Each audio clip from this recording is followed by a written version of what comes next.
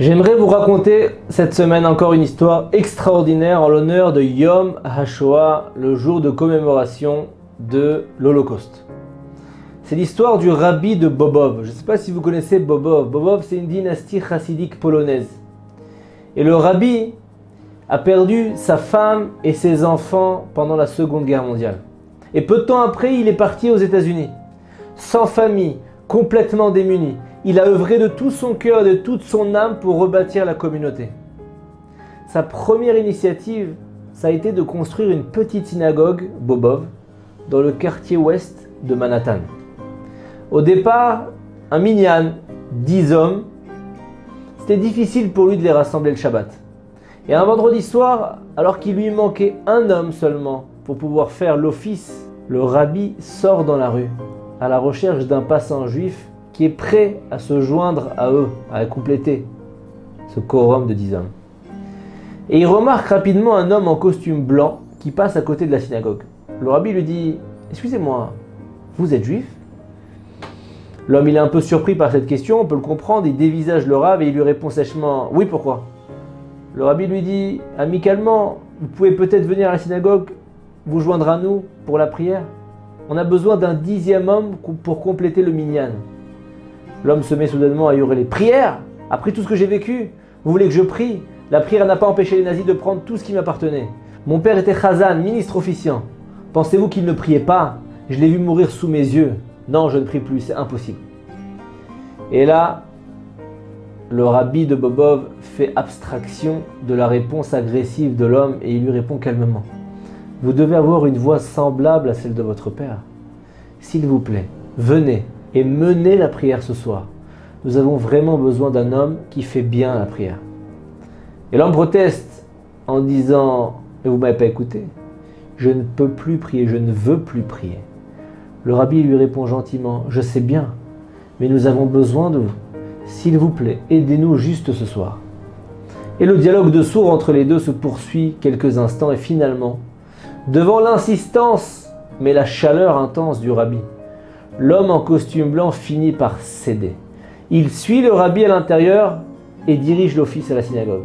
Et à la fin de la prière, le rabbi lui serre la main chaleureusement et lui dit « Merci, c'était vraiment très beau.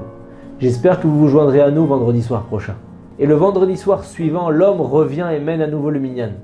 Mais il est clair pour les fidèles que celui qui conduit la prière ne croit pas en Dieu. Et ils vont s'en plaindre auprès du rabbi. Cet homme ne peut pas être notre messager pour les prières de ce minyan. Mais le rabbi de Bobov les rassure. Ne vous faites pas de soucis, tout ira bien avec l'aide d'Hachem. Et le 3e vendredi soir, l'homme ne vient pas. Et lors de l'office du lendemain matin, le samedi matin, le rabbi demande à 2 fidèles de rechercher dans le quartier cet homme. Si vous le trouvez, dites-lui que sa prière ardente me manque. Et les 2 hommes arpentent les rues de la West Side à la recherche de ce visage familier. Et enfin, ils le repèrent sur le banc d'un parc en train de fumer une cigarette. Ils s'approchent de lui et lui souhaitent sur un ton un peu froid et moqueur « Shabbat Shalom ». L'homme au costume blanc baisse discrètement la main qui tient la cigarette et leur rend un petit salut.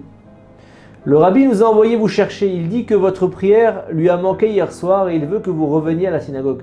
L'homme les remercie pour l'information, les 2 messagers repartent et lui reprend sa cigarette. De retour chez leur rabbi, les 2 messagers sont fiers de la nouvelle. Leurs soupçons sur l'indignité de cet homme sont fondés et ils l'affirment au rabbi en lui disant « Il a fumé une cigarette le Shabbat ». Le rabbi répond calmement « Ce n'est pas vrai ». Et ses fidèles lui disent « Nous l'avons vu tous les 2 de nos propres yeux, il fumait ». Le rabbi leur répond calmement, mais très fermement « Il ne fumait pas. Ce sont les nazis qui fumaient ». La discussion était close. Le vendredi soir suivant, l'homme revient et à nouveau il dirige la prière. Tout le monde dans la synagogue a entendu l'histoire de sa transgression du Shabbat. Ils se plaignent encore au rabbi, mais il leur répète, ce n'est pas lui, c'est les nazis qui ont fumé le Shabbat. Et à l'issue de la prière, le rabbi remercie à nouveau l'homme pour sa performance extraordinaire en tant que ministre officiant de la prière. Mais l'homme a ressenti la tension qu'il y avait à cause de lui dans cette synagogue et il n'est pas revenu. Et 30 ans sont passés. On ne l'a plus revu. Le rabbi prit maintenant dans l'immense centre d'études Bobov, un empire rempli de centaines ou de milliers de fidèles. Un homme rentre, se dirige vers l'avant de la pièce et se place juste devant la place du rabbi. Lorsque le rabbi lève les yeux, l'homme se présente en disant « Est-ce que le rabbi se souvient-il de moi ? J'étais l'homme qui était venu à la petite synagogue sur la West Side et je faisais l'office de Chazan, de ministre officiant, pendant quelques semaines après la guerre. » Le visage du rabbi s'éclaire. Il acquiesce. Il se souvient de lui. Et il lui dit « Rabbi, je suis venu vous annoncer que je marie mon petit-fils aîné. Et je voudrais que vous présidiez la cérémonie de mariage. » Le rabbi lui répond « Je vous remercie, mais je suis vraiment désolé, je ne suis pas du tout en bonne santé.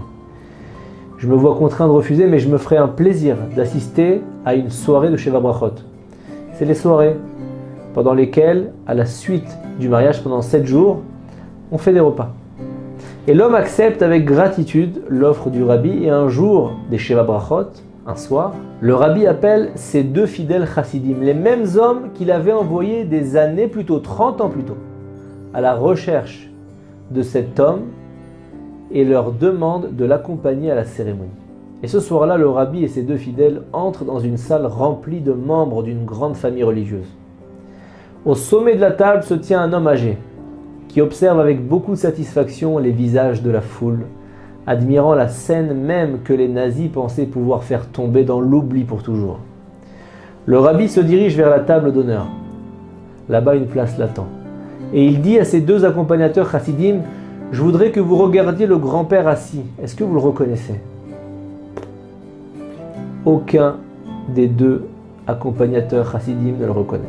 Le rabbi poursuit et leur dit « Est-ce que vous vous rappelez du Chazan qui venait dans notre synagogue dans le quartier ouest de Manhattan à l'époque où c'était même pas une synagogue?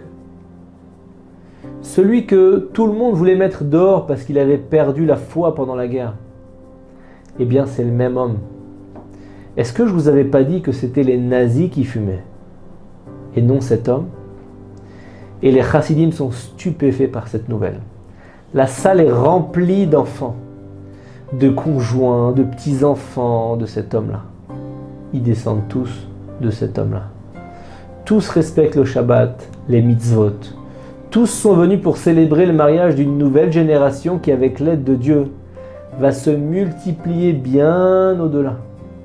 Et le grand-père tout fier accueille le rabbi et dit « Je voulais partager ce moment phare avec le rabbi. Parce que tout ce que j'ai ici, je le dois à la gentillesse et à l'amour que vous avez manifesté à mon égard. Sans ça, je n'aurais jamais ressenti le désir de revenir vers Dieu et reconstruire tout ce que j'avais perdu. » Il semblerait que le rabbi de Bobov, il ait une sensibilité particulière pour repérer la vertu cachée des hommes dont l'apparence est rude. Mais la vérité, c'est que chaque juif possède une étincelle qui aspire à se rapprocher d'Hachem. Toute personne qui se conduit avec chaleur, avec amitié, il peut aider à raviver cette étincelle, à illuminer la vie de la personne et le monde entier. Et on peut faire ça aujourd'hui, en 2020, avec tous les moyens qui sont à notre disposition. Shabbat Shalom. Les éditions Torah Box, c'est des dizaines et des dizaines de livres pour les petits comme les plus grands, sur tous les sujets de la vie juive et abordés de manière accessible à tous. Paracha, histoire pour les enfants, construction personnelle, couple, Shabbat, fête juive, biographie. Chaque mois, c'est 2 nouveaux livres édités, vendus au prix les moins chers du marché et livrés partout dans le monde. Il vous suffit de les commander sur le site Torah Box à tout moment, pour les offrir à votre communauté, à vos proches ou pour renforcer vos connaissances avant les fêtes. Les éditions Torah Box, des livres sur mesure pour vous.